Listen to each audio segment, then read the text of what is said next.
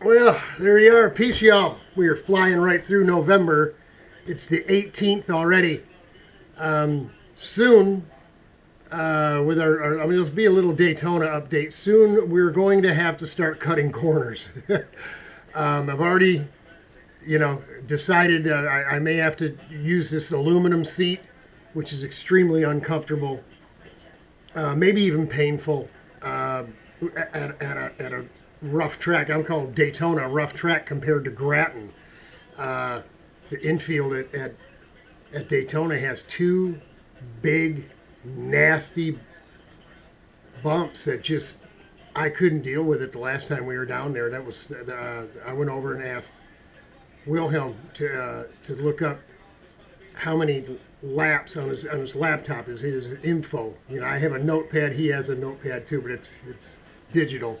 How many laps do we turn at Daytona in 45 minutes? And he said 28, 27 or 28, something like that. And we walked back to the garage. I told Richard, and he said, "What do you think?" I said, "There's no way in hell I can do 28 laps with the condition that track was in." And I was big.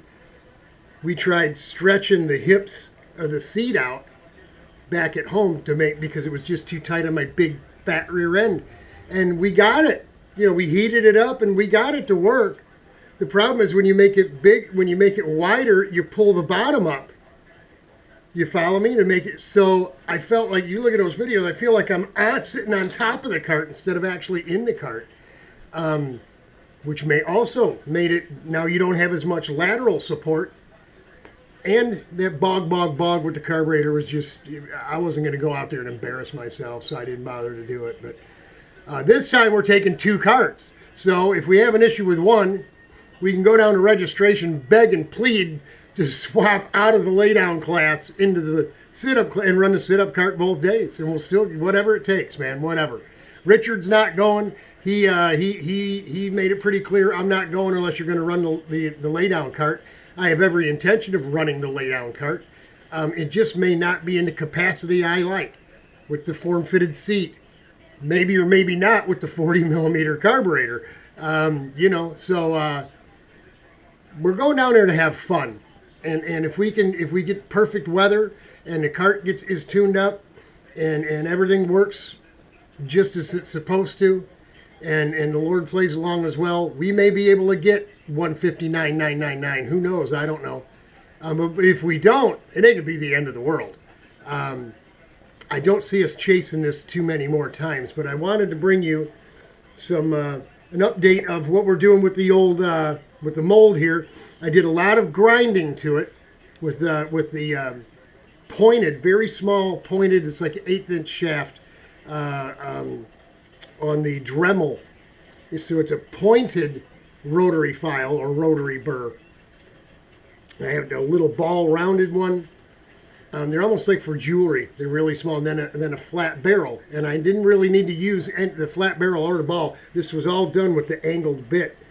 You're not going to get anything really super up close. Maybe I got a flashlight here that'll help bring this. Yeah, I do right here. It'll bring this to light a little bit. Now then I'm going to show you something on the screen. Of course, I got some video clip up for you. Here we got. Sorry about the camera.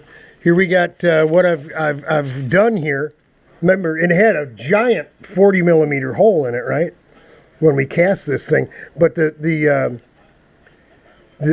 part wouldn't come out. The repaired halfway glued together piece wouldn't come out because there was I don't want to say there was no draft. There wasn't proper draft, as you can see here.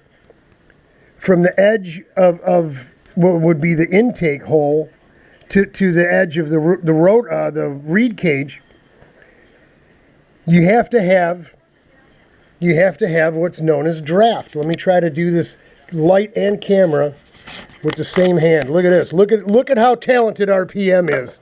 That's right, Glenda. I'll take that banana bread you're baking up in the kitchen there. Look, you better save me some of that, Randy.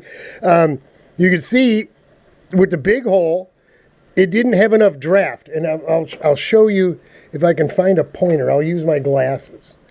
This surface here was more straight up and down. Actually, it was actually mushroomed, like I showed you in that other video, right? This side as well, but not just these sides.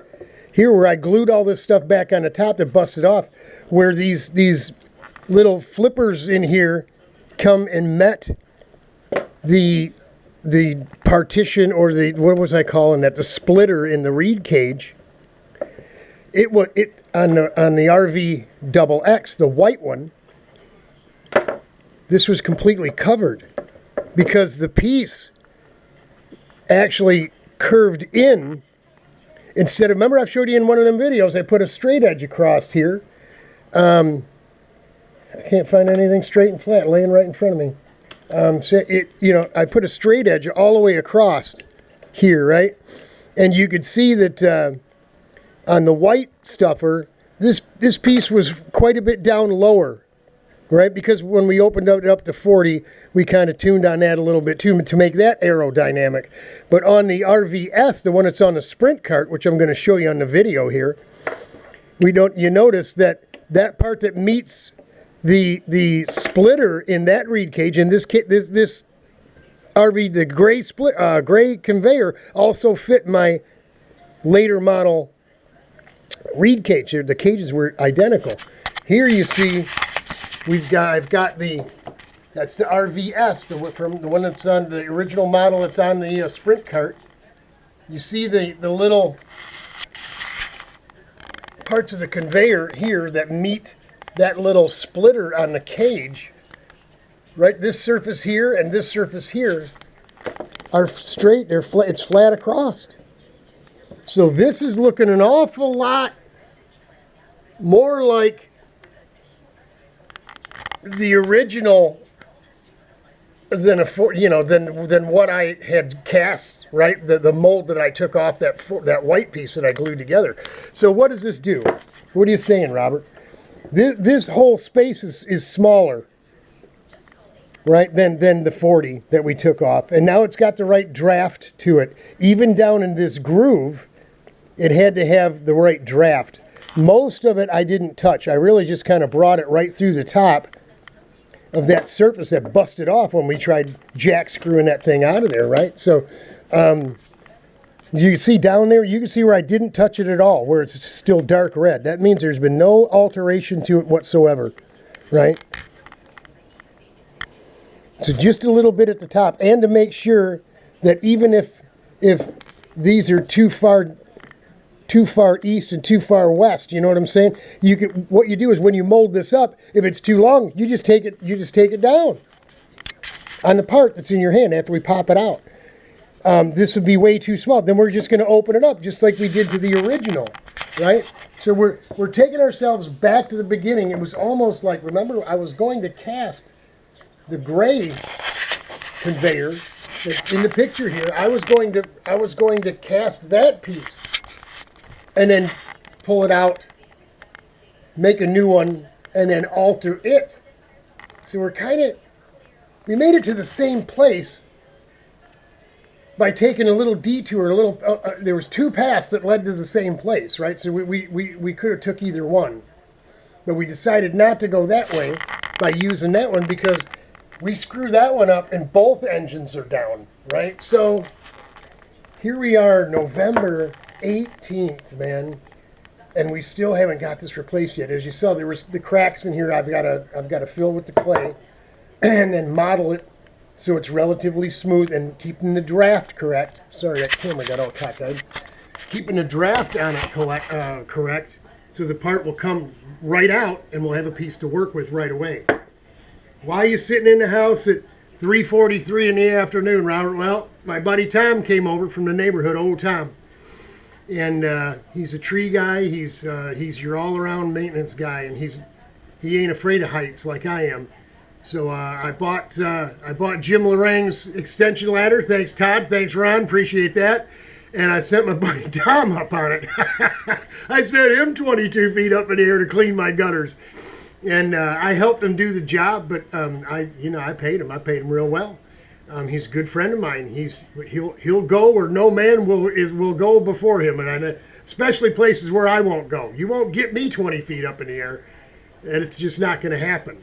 Not going to happen. So we spent about 3.5, 4 hours out in the yard getting the gunk. I mean, someone said the garage was really, really bad. There was a couple of bad spots on the house too, but the shop was real bad. So we really need to get those screens, right? The rain filter, or whatever, leaf filter, or whatever. But we're not paying those big companies to put that stuff on. We've already been down that road.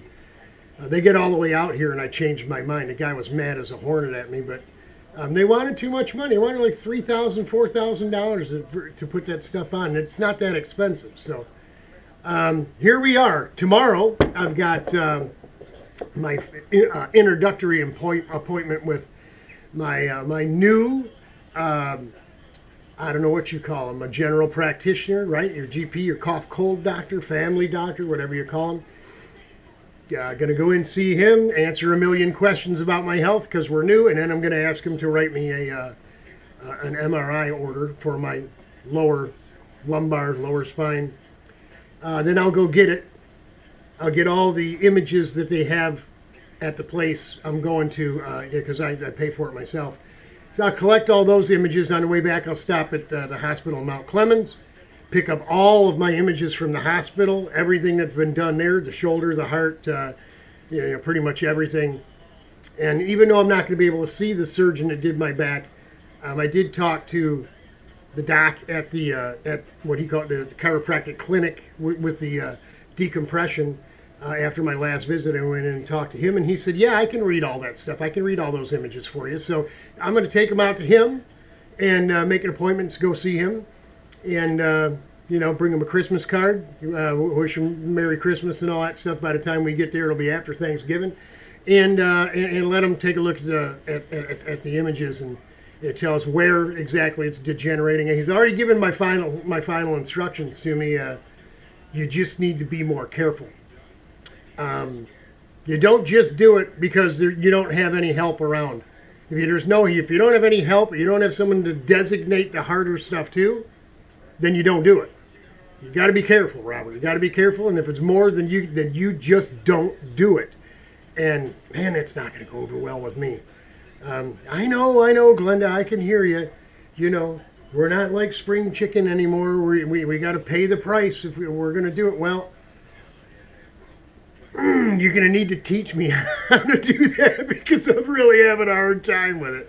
My back is a little sore. I was on ice this morning. I was on ice 2 or 3 times last night after we were done in late afternoon. And feel good. The wife is out of town with her new fancy job and her new fancy title. She's on a new fancy airplane trip. So it's the boys 3 days at the China shop, man. We're going to get out there after we see Doc tomorrow at 1 o'clock, and we were going to be out there. I can stay out there until midnight, man, and there's no dinner to cook, nothing to prepare, nothing to clean up, nothing to think about but me and this go-kart and getting this intake done so we can move past. The list is small. I can change the gear on a sprint kart, or I can do what I think. Because I was given advice on gearing when we went to Grattan the very first time in April, and it was wrong. It was good for Mid-Ohio, but it was not a Grattan gear. Worked great at Mid-Ohio. Now they're telling me their Mid-Ohio gear is good for Daytona. Well, if that's the case, then I should just leave the gear on it because it was perfect for Mid-Ohio. Or I can give myself a little work to do, swap out to the gear they're suggesting I use, and it'll probably won't be enough, and I'll probably have to change back. So that's a decision we got to make. We know what gear we're going to work with on the laydown, and we got to order some more parts. We've been a hold of the Tillotson guy. We need some minimum new diaphragms. I figure I should probably get one brand new kit and 3 or 4 extra diaphragms because we're running Q16 through that pump carburetor. We'll be running it through a little float. If we have to run a little 30 Delorta, we're going to run Q16 because that's what this cart was ported for. So that's what we're going to do. And I don't know, it's not like alcohol, caustic, right? But it is, you got to wear a respirator when you pour that stuff. I mean, the Q16 it'll hit you. This stuff will knock you on your rear. It's like rocket fuel, man. It's highly oxygenated, so better to have a few diaphragms with us, because if gas sits overnight, I mean, we can pop it off and blow the gas out, but there's always that lingering little bit. So we need some diaphragms. We need a TM or VORTEX 19-tooth gear. The 19 that I have must be for a Honda, because I think it's a TM and a Honda, but both were the same thing, but there was a width issue. It's an offset gear, and if I grind the back side of it down that fits over the spline of the output shaft, it's not good. So I need either a VORTEX or a TM gear. TM gear will still have to have machining done, but it's a straight up, it's not offset. So some more little parts and pieces yet, but for the most part, chop chop. We just need to get this stuff done. Get her done, man. Get her done, because you know what? December 24th is going to be here. I got up and on the road 6 a.m. Christmas Eve, man. That means this stuff's all got to be in the trailer, because the trailer's got to get packed. Other stuff's got to get packed in the trailer for the trip. You know, the back of the truck's got to get packed, and it's still full of Braden's stuff, right? Rolling stands, you know, you name it, starters, wagons, all kinds of stuff. So, you know, we got 2 different carts that need 2 different care systems, right, for them. So, yeah, 18th of November. Wish me luck, folks. Wish me luck. It's going to be tight. God bless Godspeed. Hang in there. I'm praying for you. Pray for me too, but you know what? Pray for Sherry on that airplane. First thing I asked her is, when she called me to tell me she was at the airport, I didn't even ask when you're leaving. I said, when are you going to be back? Hang in there, y'all. It's getting better. We'll have an update for Gingerbread on Friday. Hang in there. It's all good.